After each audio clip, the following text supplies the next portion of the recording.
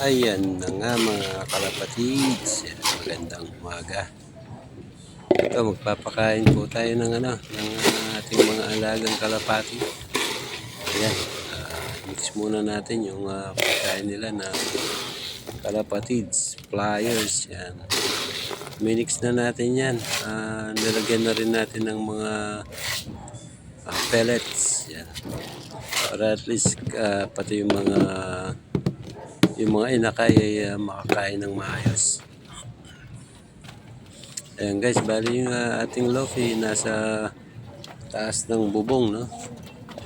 Medyo madumi na ngayon kasi hindi ko pa nalinis. Maya maya ililinisin natin. Kailangan pagka nag-aalaga tayo ng mga kalapati, masipag din tayo maglinis para at least yung bubong natin ay maayos at malinis tingnan. At hindi na rin magkasakit yung ating mga alaga. Kaya ayan guys, yung ating unang breeder. Yan, sa unang kulungan natin. Yan yung si Grizel at si Checkered. Yan parang Grizel na yan ay niregalo sa akin ng aking anak na pangalawang anak ko nung magbe-birthday ako. Yan, binili niya dun sa kaklase niya na nag-aalaga din ng ibon. Yan namang Checkered na yan ay yung bigay ni Chef. Yan. Yan yung aking Tagodin Survivor, yung Checkered na yan. And then dito naman sa kabilang part na to is yung mga ibang breeder natin. Ayan, pag nakita na nila kung may dalang pagkain, nagmamadali na sila, gusto nyo lumabas. Kasi hindi mo naman kagad mabuksan, baka makalipad sila. Ayan, yung aking isang Grizel pa na kapares niya ay red bar. Ayan, meron silang isang inakay lang. Dahil yung isang itlog hindi napisa. Siguro nagkulangan sa init sa paglimlim. So ayan, pagka binigyan ko sila ng pagkain, talagang gutom sila, malakas na kumain. Dahil pinapainom ko din sila ng mga herbal. Dahil na yung bawang, yung oregano, yan, maganda sa pangangatawan ng ating mga alaga. Ayan pala si Blue Bar at si Checkered na Sargo. Yan. Ayan guys, tayo naman, wala naman tayong malakas na linyada. No? Ang akin lang, try ko lang yung aking mga alaga. Nagtitiwala lang ako sa kanila. Hindi pa naman ako nakasali ng mga race, so magtitrain muna ako. Tinitrain ko na yung aking mga YB. Ayan, yung mga ibang breeder ko. Yung kulay puti at si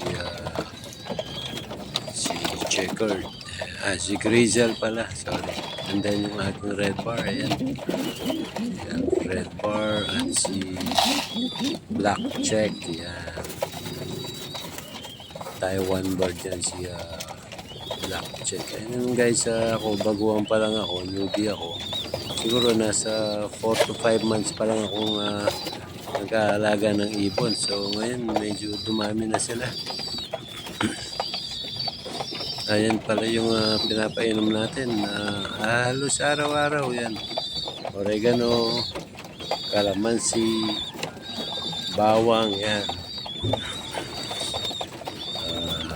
Nahalo-halo natin yan. At least magkaroon sila ng resistensya sa pangangatawan nila. At maganda na rin sa katawan nila yan. Ayan, mga sibo, napaka-liksi nila at malakas yung mga pangangatawan nila. Ayan, yung iniinom nilang yan, may nakatimpla dyan na malaking bote. And then, minimix ko yan. Halos sa araw-araw yan ang binibigay ko sa kanila. Umaga, hapon, Yan, para at least malakas yung pangangatawan nila hanggang sa paglaki nila. Lalo na yung mga ating inakay. So yan guys, no? Ako nagtitiwala lang ako sa mga kalapati ko. At nagtitrain na rin ako sa ngayon ng aking mga YD. Hindi lang kalayuan kasi wala tayong time na mag-toast ng, medyo malayo. So malapit-lapit muna. Pero nagpapa-lock fly naman tayo. Ayan, halos araw-araw, minsan thrice a week tayong nagpapa-lock fly. Ayan, nakakapagronda naman sila mga 40 to 45 minutes pag lumipad sila, and then tinitring ko na rin sila kung paano makapasok sila ng mabilis para at least pagka nagkaroon ng race, may chance tayo na manalo. Yan. Yan naman ang ating hangad yung karoon tayo ng panalo sa race. Makilala tayo na bilang isang tunay na fanshare pagdating ng araw. Ayan. So, yung pag-aalaga kasi para sa akin, sipag lang. Maging matyaga ka lang. Huwag kang masyadong mainip. Yan. At magtiwala. Tiwala sa iyong mga alaga. So, yan mga breeder natin yan. Punta naman tayo maya-maya dito sa mga ating mga flyers. Ito sa pinaka-flyer slope nila. Ayan. So, ayan mga kalapatids, yan yung aking mga naging inakay ko. Yan, naging ano ko na yan. Yan yung mga palahi ko na. Yan. Medyo marami-rami na rin sila. Siguro nasa 12 na yan. 12 na siguro yung mga pinapalipad ko yan. So yung iba nasa 4 months, 5 months, yung iba nasa 2, 3 months. Pero nakakalipad na sila, pinapalipad ko na sila. Kasi tinitrain ko sila pagka inakay pa lang na medyo hindi pa nakakalipad-lipad. Binuviewing ko muna sila para at least makita nila yung kapaligiran na kapag nakalipad sila. Alam nila kung saan sila ibabalik, saan sila papasok. Sa may trapdoor, ayan, mga red bar ko yan. Yan yung pinakamatanda ko sa mga inakay ko dyan. Yan ay halos medyo malayo-layo na rin ang pinag-aaral sa mga red bar na yan.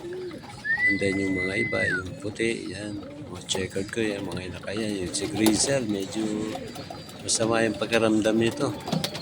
Siguro 3 araw na, pero pinainom ko na siya ng vitamin. Pinainom ko siya ng calcium tsaka yung B12 yan. Para at least lumakas-lakas siya. Pero yung mga kasama niya, yan, napakalakas nila. Siguro medyo hindi lang maganda yung panahon na dumating para sa kanya. Ay yung panahon na lamig, init, yan, baka hindi niya kinaya. Pero pinainom na natin siya ng gamot. Pero yung mga kasama niya, ayan halos magkakasing edad yan. So, yan, malalakas sila. So, ayan ayan siya Yan pala si checkered ko, black check. Ayan, anak yan ng binigay ng aking kumpare. Yung binigay niyang hen sa akin. Tago din survivor. Binigay niya sa akin yan dahil gusto niya ako magkaroon ng magandang linyada. Sabi niya, mahigit 1 taon siya nawala nung inagis sa tago din. So, na-smash siya, hindi siya umuwi. And then after 1 year, yun, nakauwi siya. Kaya yun, pinahiram niya sa akin. At least, kahit pa paano, meron tayong linyada na yung dugong nahagis sa malayo. Ito naman yung tawag ko siya dito is si Singkit. Marian Singkit. Ayan, napakaganda niya kasi. Ano, meron siyang puti sa mata. Ayan. Parang si Marian Rivera. Ay, napakaganda niya. Napakaganda rin ang katawan niyan. Yan, inahagis na natin yan at napapalayo na rin yan. At ayan, pagka pinalipad ko kasama nung kaparis niya, yung lalaki. Yan talagang napakataas lumipad. Talagang parang minsan nawawala pa sila sa ere. Yan. Yan sila yung mga ibang blue bar dyan, anak na rin. Binigay ng kumpare ko, si Percy. Taga Concepcion. Ayan, mga winning line din yung mga kalapati niya. Last time, bumisita ako sa kanya. Marami siyang kalapati na magandang linyada. So, ayan, sabi niya, bibigyan niya ako ng ano. Pinunta ko siya. Kahit medyo malayo, pumunta ako sa kanya. Ayan. Ayan. Ito naman si Blue Bar. Ayan. Ayan yung kapares ng binigay ng paring Percy. Maraming siya. Nung kinuha ko yan, medyo bata-bata pa, pero ngayon napapalipad na natin. Magaganda yung mga katawan nila, malakas, maliksi. At malakas pagka lumipad. Dahil siguro sa pinapainom natin sila ng mga oregano, bawang, yan. Tsaka vitamina, binibigyan din natin ng calcium tsaka B12. Yan. So yun guys, ganun lang ang pag-aalaga para sa akin. No? Alagaan lang natin sila maayos, pakainin natin sila maayos, ayusin lang natin sistema. At least sa balang araw, baka bigyan tayo ng magandang kapalaran ng mga to. Mahalin na lang natin sila, huwag natin pabayaan para hindi rin tayo papabayaan. Ayun yung isang blue bar natin na anak ng ating isang breeder. Yan. So naka-BBC ang mga yan, naka-BBC ring yung mga yan. So pagka marunong na yan, ready na tayo. Pagka sumabak tayo sa race. Yan, napakaganda niya. No? Kulay-pula yung mata. Blue bar. Guys, ako naman, kahit ano naman, pwedeng alagaan, kahit bigay lang ng kumpare ko. Pagka nagkaroon tayo, alagaan natin ng maayos. Malay natin na sila yung magbibigay ng karangalan sa mundo ng karera. Yan. Ayun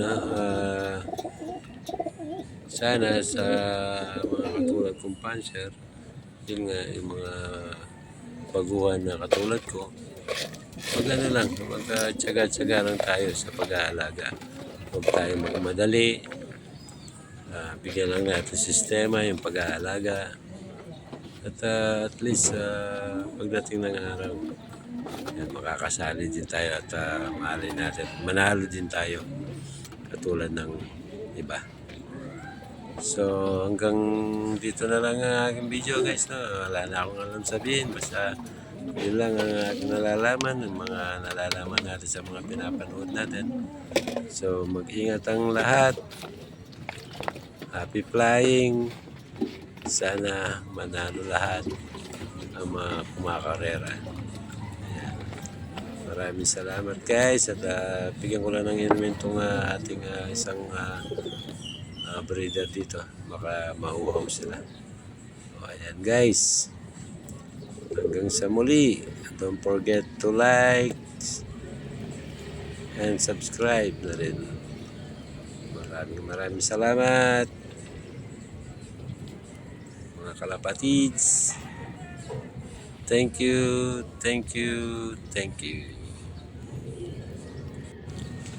Ayun, hindi pa pala ako tapos sa aking video mga kalapatids. Ayan. Dahil yung aking isang inakay dito ay medyo malaki na pala. Ito. Kailangan ko na siyang lagyan ng sing-sing. Bibigyan ko lang naman siya ng comb ring. Pero napakaganda ng mga nabili kong comb ring kasi. Kaya nabigyan natin siya. Kasyang-kasya natin sa paa niya. Yung binigay nating ring. Ayun, at least okay na siya at